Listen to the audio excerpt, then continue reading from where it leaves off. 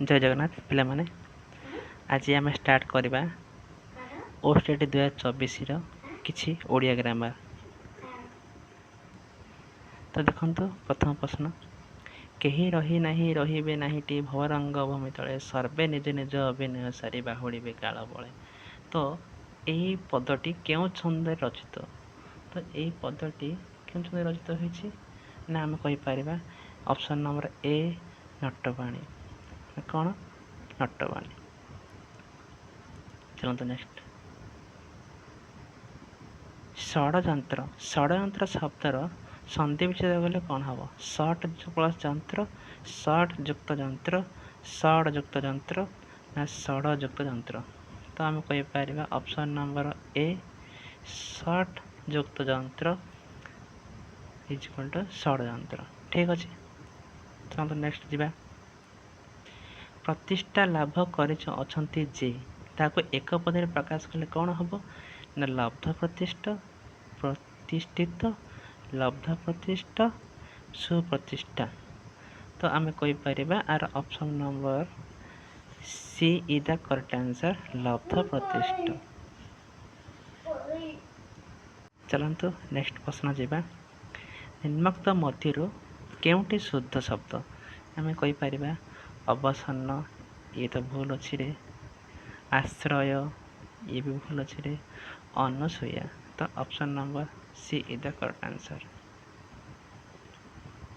शिक्षक सबु छात्र को उपदेश दियंती मात्र अल्प छात्र ताहा ग्रहण करती। तो आम एटा केहु प्रकार वाक्य रे जटिल, सरल, मिश्र ना यौगिक? तो आम कहीपर ये हूँ ऑप्शन नंबर डी यौगिक वाक्य। ठीक अच्छे, चलते नेक्स्ट जीवा। भसाण, यही पदर केउ गठन प्रक्रिया शुद्ध अटे? बहसयुक्त आण, भाषयुक्त आण ना भाषयुक्त आण ना भसायुक्त अण? तो आर करेक्ट आंसर हो ना कौन? ऑप्शन नंबर सी भाषयुक्त आण, भसाण। ठीक अच्छे, देह लगा, यही रूढ़ी रे केउ अर्थ प्रकाश करछि? क्षीण आश्रय, जत्न नेबा, अति प्रिय ना अति विश्वासी? तो आर करेक्ट आंसर हो जत्न नेबा। ठीक अच्छे, नेक्स्ट क्वेश्चन चलते जा। कलंक ही थाए कलाकार कले करई नेत्र रंजन, स्वभाव सुंदर अंग को जगते कि न हुए किस मंडन। यही पदे क्यों अलंकार प्रयोग होइछि किए कहीपर ना अर्थांतर विन्यास। Option number A. शरणापन्न, यह केउं प्रकार समास निष्पन्न पद अटे? ना शरणा को अपन्न, शरणापन्न। तो आम कहीपर ऑप्शन नंबर सी तत्पुरुष समास। ठीक अच्छे, चलते नेक्स्ट। तुम लेखा मो मन को पाइला नहीं, रेखांकित पदटी क्यों पद? मो मन को पाइला नहीं, यह कहीपर आम ये कौन मो? तो यहाँ कौन हम रे मो ना यहाँ सर्वनाम। कौन हम? सर्वनाम। ठीक अच्छे, खाराबेल मुगध जय करथिले। तो खाराबेल कौन जय करथिले ना खाराबेल मुगध जय करथिले। तो ये मुगधटी कौन हम ना कर्मकारक। कौन? कर्मकारक। ठीक अच्छे, नेक्स्ट रमेश एठिके आस, रेखांकित पदरे केउं विभक्ति होछि? रमेश एटाकू आस। तो ये रमेश ये कौन? प्रथमवाचक सर्वनाम। ठीक अच्छे, विभक्ति। निम्नोक्त मध्य केउंटी फकीर मानकर रचना नहे ना पूज्यांग, उत्कल भ्रमण, बौद्धावतार, उत्कल गाथा। यही तीनोटे तो अच्छी किंतु एटा नहीं रे। तो option number D is the correct answer. ठीक अच्छे, निम्नोक्त मध्य केउंटे तदित निष्पन्न पद? देव, पाठक, सौर। आम जाने तदित क्या कहुए ना शब्द युक्त प्रत्यय इज इक्वल टू तदित। तो एठारे सौर आम सूर्य युक्त र इज इक्वल टू सौर कहीपर। तो option number D is the correct answer सौर। कहार बारंबार उच्चारण हेले अनुप्रास अलंकार हुए? आम जाने ना व्यंजन वर्णर बारंबार उच्चारण हेले ताको अनुप्रास अलंकार कहुए। हय बाबू कौन है कि? हय बाबू ଏସବୁ କ'ଣ ରେ ଗୋଟେ ଗୋଟେ ନା ଅବ୍ୟୟ। କ'ଣ ଅବ୍ୟୟ। ଚିତା କାଟିବା, ଆରେ ସେ ଲୋକଟି ମୋର ଚିତା କାଟିଦେଲା ରେ, ସବୁ ଠକିକି ନେଇଗଲା।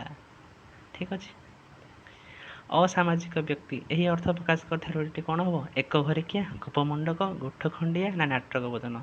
ତ ଅସାମାଜିକ ବ୍ୟକ୍ତି ବୁଝାଉଥିବାର ରୂଢ଼ି ହେଉଛି ଗୋଠ ଖଣ୍ଡିଆ। ସେ କେବଳ ଦୟାଳୁ ନୁହନ୍ତି, ବିଦ୍ୱାନ ମଧ୍ୟ। ସେ କେବଳ ଦୟାଳୁ ନୁହନ୍ତି, ବିଦ୍ୱାନ ମଧ୍ୟ। ତ ଏହା କେଉଁ ପ୍ରକାର ବାକ୍ୟ? ଜଟିଳ, ସରଳ, ଯୌଗିକ ନା ମିଶ୍ର? ତ ଆମେ କହିପାରିବା ଇଏ ହେଉଛି ଯୌଗିକ ବାକ୍ୟ। ଠିକ୍ ଅଛି। ଯୌଗିକ ବାକ୍ୟ କାହାକୁ କୁହାଯାଏ? ନା ଏକ ବା ଏକାଧିକ ସରଳ ବାକ୍ୟରେ ସମ୍ମିଳିତ ବାକ୍ୟକୁ ଯୌଗିକ ବାକ୍ୟ କୁହାଯାଏ। ଠିକ୍ ଅଛି। ନେକ୍ସଟ, ପଞ୍ଚମ ରାତିରେ କରଣୀୟ ଉତ୍ସବ, ଏହାର ସମାସ ନିଷ୍ପନ୍ନ ବୋଧେ କ'ଣ ହେବ? ତ ପଞ୍ଚୁଆତି। ଦେଖିଥିବେ ପିଲାମାନେ ପଞ୍ଚୁଆତି କରାଉଛି ନା ଏଠି ପିଲାମାନଙ୍କର? ହଁ, ତ ପଞ୍ଚୁଆତି। ଠିକ୍ ଅଛି। ନିମ୍ନୋକ୍ତ ମଧ୍ୟରୁ କେଉଁଠି ତଦ୍ଧିତ? ଆମେ କହିଲେ ତଦ୍ଧିତ କାହାକୁ କୁହାଯାଏ? ନା ଶବ୍ଦ ଯୁକ୍ତ ପ୍ରତ୍ୟୟ ଇଜ ଇକ୍ୱାଲ୍ ଟୁ ନା କ'ଣ? ତଦ୍ଧିତ। ଧାତୁ ଯୁକ୍ତ ପ୍ରତ୍ୟୟ ଇଜ ଇକ୍ୱାଲ୍ ଟୁ ଆମେ କ'ଣ କହିପାରିବା? ନା କ'ଣ କହିପାରିବା? ନା କୁଦନ୍ତ। ଠିକ୍ ଅଛି। ତ ଏଠି କେଉଁଠି ତଦ୍ଧିତ ପଦ ଅଛି? ନା ଆମେ କହିପାରିବା ଜଡ଼ ଯୁକ୍ତ ୟା, ଜଟିଆ। ତାର କରେକ୍ଟ ଆନ୍ସର ହେଉଛି ଅପସନ୍ ନମ୍ବର ସି। ଠିକ୍ ଅଛି।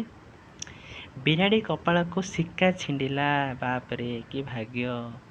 ବିରାଡ଼ି କପାଳକୁ ଶିକା ଛିଣ୍ଡିଲା, ସିଏ ଚାହୁଁଥିଲା ଯାହା ତାହା ହେଇଗଲା ତାହା। ତ option number she is the correct answer. ଠିକ୍ ଅଛି। ନିମ୍ନୋକ୍ତ ବାକ୍ୟ ମଧ୍ୟରୁ କେଉଁଥିରେ ଅଶୁଦ୍ଧ ଅଛି? ଅସ୍ଥାୟୀମାନ ସୂର୍ଯ୍ୟଙ୍କୁ ଦେଖ, ସଭାରେ ଲୋକମାନେ ଏକତ୍ରିତ ହୋଇଛନ୍ତି। ତ ଏଇଟା ତ ପୁଣି ରଙ୍ଗ ଅଛି ରେ। ତ ଅପସନ୍ ନମ୍ବର ବି। ଠିକ୍ ଅଛି। ଆମରଣ, ଏହା କେଉଁ ସମାସ ନିଷ୍ପନ୍ନ ପଦ? ନା ଆ। ଏସବୁ ହେଉଛି ଅବ୍ୟୟ ପଦ। ଠିକ୍ ଅଛି। ଚାଲନ୍ତୁ ନେକ୍ସଟ। ତ ଧନ୍ୟବାଦ ପିଲାମାନେ। ଏତିକି ଯାହା ଯେଉଁ ଟପ୍ 20 କ୍ୱେଶ୍ଚିନ୍ ଗୁଡ଼ାକ ଥିଲା ଆଜି ଆମେ ଡିସ୍କସନ୍ କଲେ, ଯେଉଁଟାକି OSTT 2024 ମସିହାରେ ଆସିଥିବା କିଛି ପ୍ରିଭିୟସ୍ କ୍ୱେଶ୍ଚିନ୍। ଆଶା କରୁଛି ଏହି ଭିଡ଼ିଓଟି ଆପଣଙ୍କୁ ବହୁତ କାମରେ ଲାଗିବ ଓ ଆଗାମୀ ଏକ୍ଜାମ୍ ପାଇଁ ବହୁତ ହେଲ୍ପଫୁଲ୍ ହେବ। ଧନ୍ୟବାଦ।